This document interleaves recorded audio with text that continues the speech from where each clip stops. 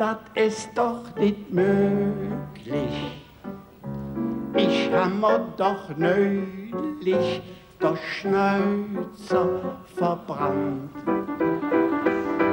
Das lag an dem Züppchen, dem leckere Züppchen. Die war viel zu heiß und das hat ich nicht gekannt. Ob ein lecker Züppchen freut sich Minge Mare. Ist die Zupze fett, kann ich sie nicht vertragen.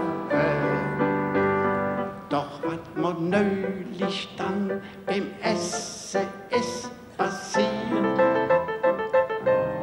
das hätt ich nicht gedacht, als ich die Suppe probiert. Das kann doch nicht wahr sein, das ist doch nicht möglich. Ich habe doch neulich der Schnauzer verbracht. Das lag an dem Züppchen, dem leckere Züppchen.